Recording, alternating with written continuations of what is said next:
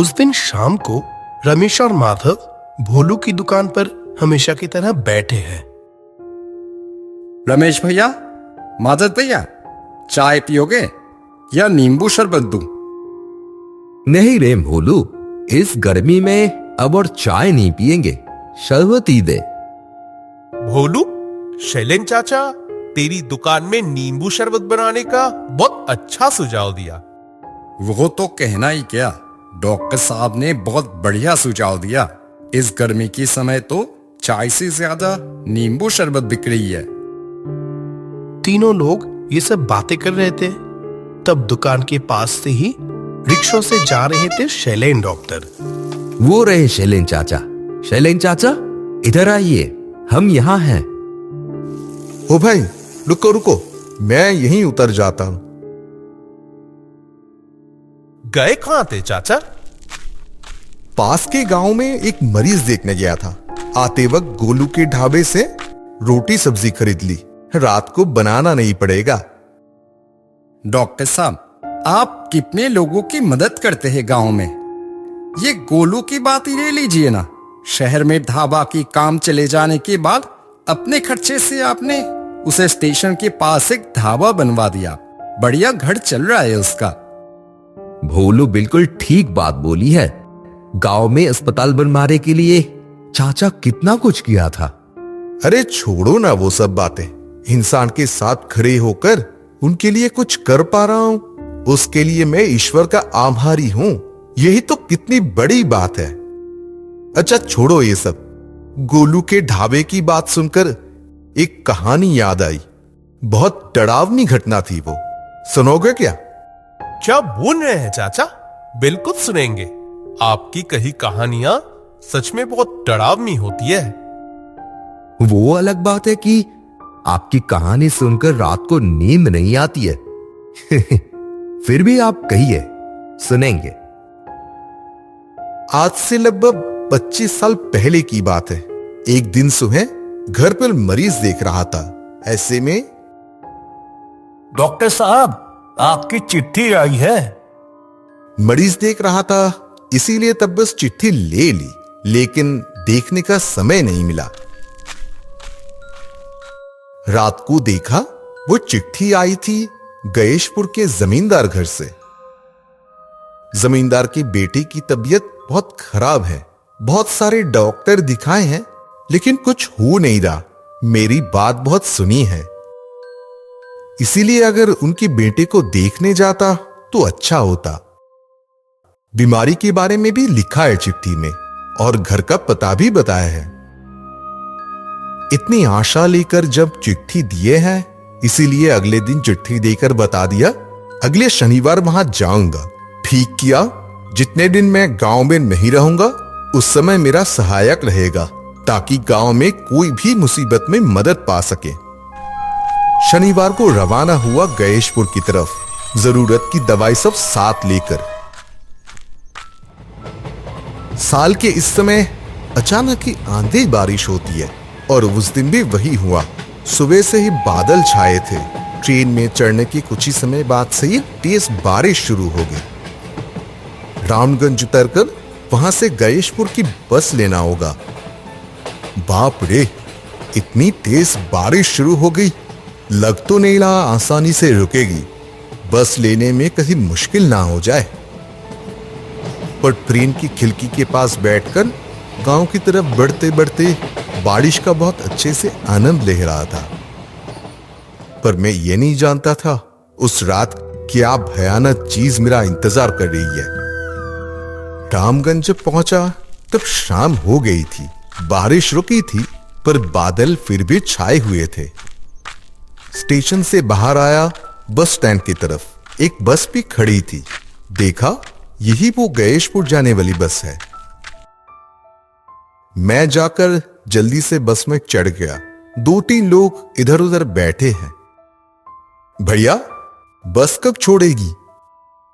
यही 15 मिनट में ही छोड़ेगी। कितना समय लगेगा गयेशपुर जाने में?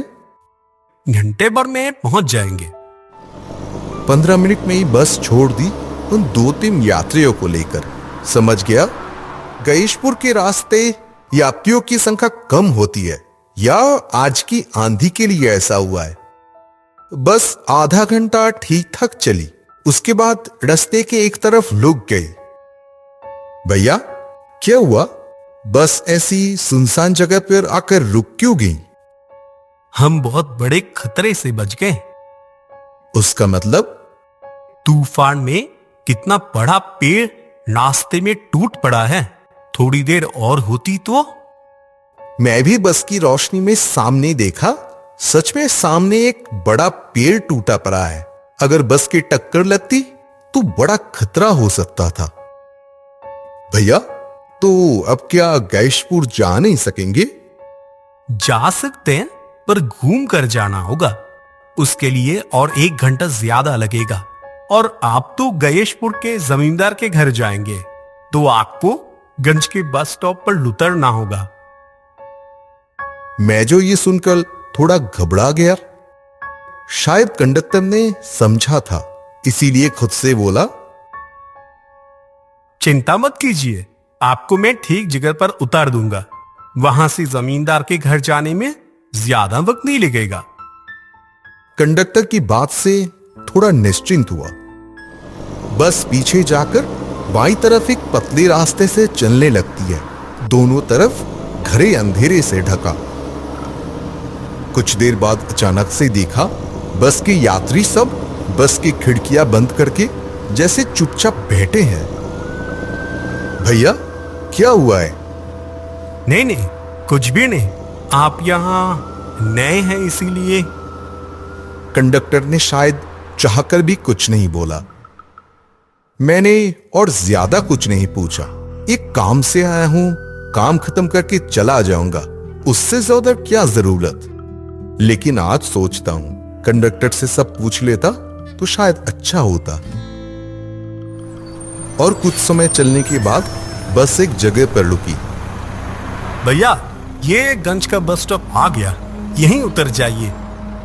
कंडक्टर की बात मुताबिक उतर गया वहां। बस से उतरते ही वो जो रास्ता देख रहे, वहां से कुछ समय चलकर मंदिर पार करते ही जमींदार का घर। लेकिन एक बात कहूंगा, रास्ते में मत रुकना तई, खासकर मंगलू के ढाबे के पास तो बिल्कुल भी नहीं। मेरे कुछ कहने से पहले ही वो बस यात्रियों को लेकर पल भर में सामने अंधेरे में गायब हो गई। कंडक्टर के कहे हुए रास्ते पर चलना शुरू किया। आसमान से बादल हट गए थे, रास्ता साफ दिख रहा था। कुछ देर चलने के बाद अचानक, साहब रात का खाना खाएंगे क्या? मैंने दाईं तरफ देखा, वहां एक खाने का ढाबा, नाम मंगलू का ढाबा, और ठीक ढाबे के बाहर ही बैठे हैं अधेड़ उम्र का एक आदमी।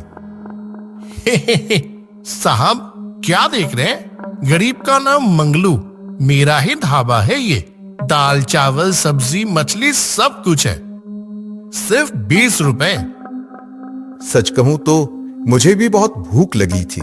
सुबह आखिरी बार खाना खाकर निकला था और वक्त बर्बाद ना करके ढाबे की तरफ गया। उस आदमी का व्यवहार इतना अच्छा था, मेरे से जाए बिना रहा नहीं गया। तुम्हारा ढाबा यहां होने से सच में बहुत ही अच्छा हुआ। तेज भूख लगी थी। आइए यहाँ आकर बैठिए। आप जैसे लोगों का ही तो इंतजार रहता है हमेशा। मैं अंदर जाकर देखा, कुछ टेबल और कुछ कुर्सी रखी हुई है। खाने को कुछ है भी। अब तो बहुत रात हो गई है और अब तो खाने के लिए कोई आएगा भी नहीं लगता। क्या कह रहे हैं? मैंने तो अभी थोड़ी देर पहले ही ढाबा खोला है। थोड़ी देर बाद से ही तो सब खाने आएंगे। आसपास कारखाना है या जमींदार के पहरेदार आते हैं?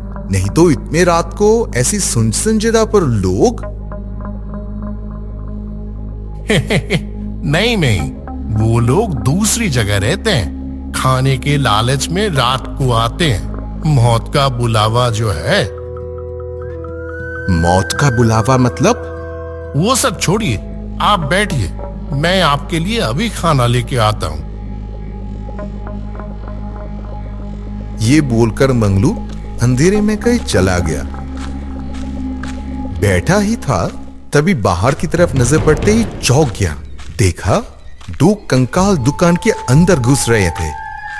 पलक झपकाने में ही जितना वक्त लगता है उसके बाद ही देखा ये तो धोती पहने हुए गांव के आम लोग हैं। मैंने देखने में इतनी गलती की। वो 2 आदमी रुककर मुझे कुछ समय देखा, थोड़ा हंसकर सामने के टेबल पर बैठे। आज तुम्हारी बारी है, तुम भी हमारे साथ ही रहोगे। इसी बीच मंगलू गर्मा गर्म दाल चावल और सब्जी लेकर आया। साहब इससे शुरू करिए, मछली में थोड़ी देर में ला रहा हूं। वाह, दाल सब्जी से बहुत अच्छी खुशबू आ रही है। खाइए ना और अच्छा लगेगा। अरे मंगलू, अब हमें भी दो। तुम लोग तो रोज खाते हो, साहब नए आए हैं, थोड़ा ध्यान तो रखना पड़ेगा कि नहीं। मैं भी लालच संभाल नहीं सका, खाना खाना शुरू किया। थोड़ा खाते ही सच में बढ़िया खाना। शहर की तरफ जाए तो मंगलू को हर कोई बुला लेगा।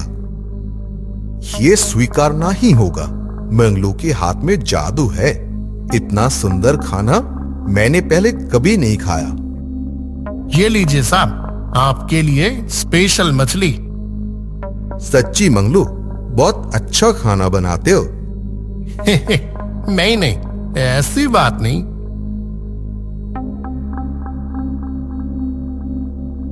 बोलकर मंगलू चला जाता है। दूसरी तरफ बैठे लोगों को खाते देखकर लग रहा है जैसे आज पहली बार खा रहे हैं। ये क्या देख रहा हूं मैं? उन लोगों के वो इंसान के हाथ या 2 कंकाल के हाथ। मैं साफ साफ समझ गया ये कोई जीता जागता इंसान नहीं है। अचानक याद आई बस कंडक्टर की बात। तो इसीलिए उसने कहा था रास्ते में कहीं रुकना मत। लेकिन मंगलू को तो इंसान की तरह ही दिखा था। यहां और नहीं रह सकता। मेरा मन हुआ मंगलू जिस तरफ गया था उधर एक बार देखने का। मैं उधर आगे गया। वो 2 लोग तब भी अपने में खापे चले जा रहे थे। मंगलू जिस तरफ गया था उधर थोड़ा जाते ही देखा एक कंकाल खाना बना रहा है। मंगलू भी जिंदा नहीं है ये समझने में देर नहीं लगी। ना चाहते हुए भी मेरे मुंह से आवाज निकल गया।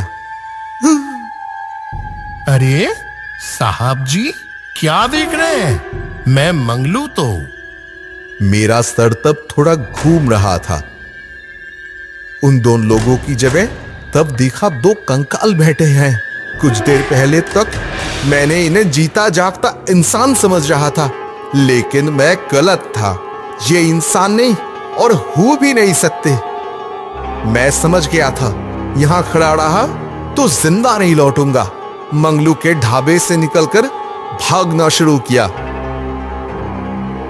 पकड़ो पकड़ो इसे, भागने मत देना, इसे हमारे साथ लेना होगा। तू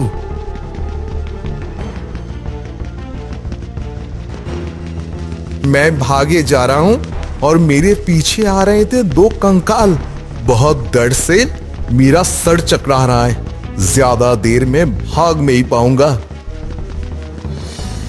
भागते भागते सामने देखा एक रोशनी सी दिखाई दे रही है। क्या है ठीक से समझ नहीं पाया। सब कुछ जैसे धुंधला सा दिख रहा है।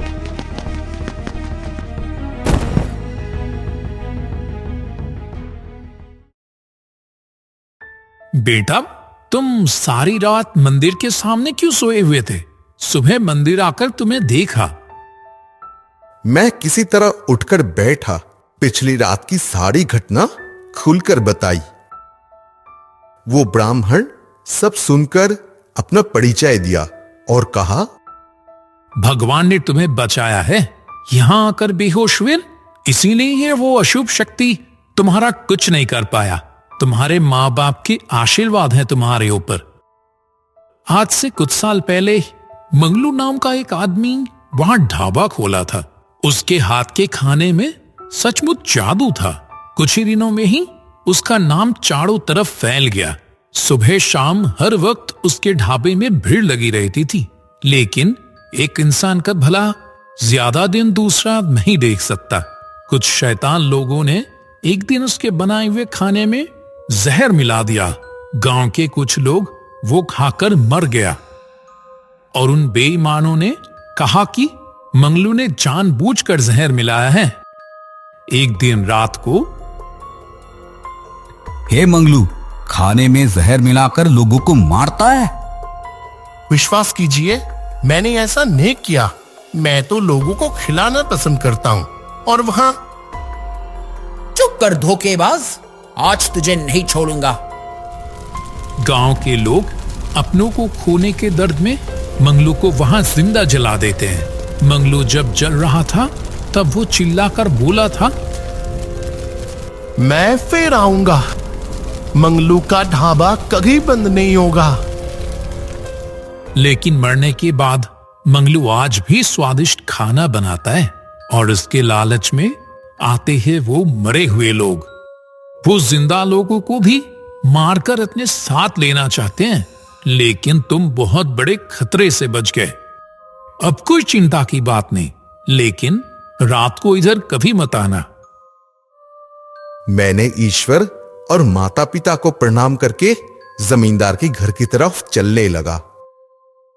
सारी घटना सुनकर रमेश और माधव बोल उठते हैं, सच में शैलेन चाचा, आपकी जिंदगी की कहानियां एक से बढ़कर एक और भी भयानक होती है। अगले दिन एक और कहानी सुनने के लिए तैयार है ना?